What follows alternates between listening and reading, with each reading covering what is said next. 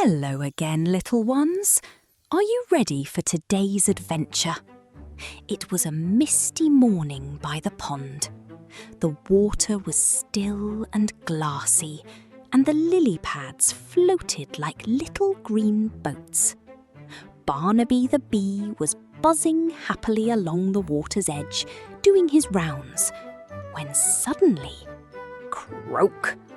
A very loud, very grumpy croak echoed across the pond.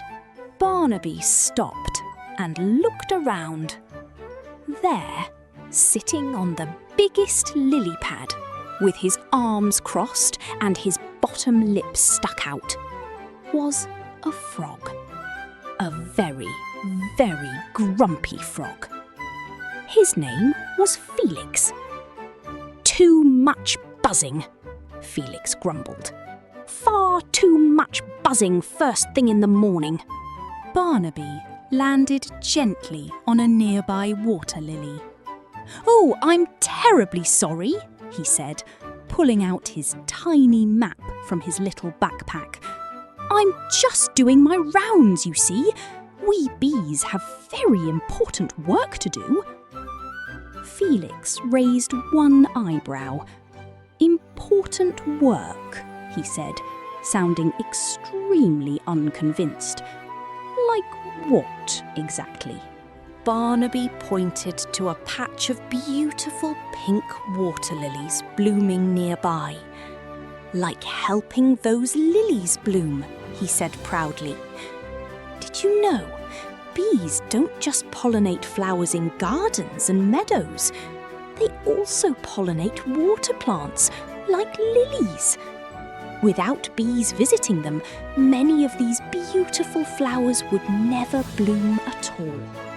Just then, a dragonfly with the most magnificent shimmering wings landed beside Barnaby. "He's absolutely right, Felix," said the dragonfly.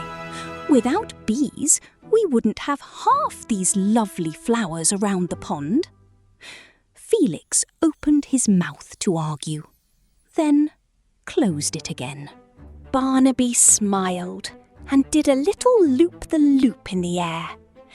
As he flew, tiny golden pollen drifted down from his fuzzy legs and landed on a closed lily bud. And right before their eyes, the bud slowly, slowly began to open. "It's like magic dust," Barnaby laughed. "Did you know pollen is how plants make new plants? When a bee carries pollen from one flower to another, it helps the plant create seeds, and from those seeds, new flowers grow." Felix the Frog stared at the newly opened flower. Something very unusual happened to his face. He smiled. A proper, genuine, enormous frog smile. "Well," he said slowly, "I suppose that is quite useful." Barnaby and the dragonfly flew happy circles around the pond. Felix watched them, still smiling, as he caught a passing fly with his tongue. "We all have our jobs in the woods," buzzed Barnaby cheerfully, "even grumpy frogs." As the sun began to set, painting the pond in shades of gold and pink, Barnaby waved goodbye. "Come back and buzz any time, Barnaby," Felix called after him. And Barnaby flew home, his heart as full as his pollen baskets. Another job well done for a very busy bee. Good night, Felix. Good night, Barnaby.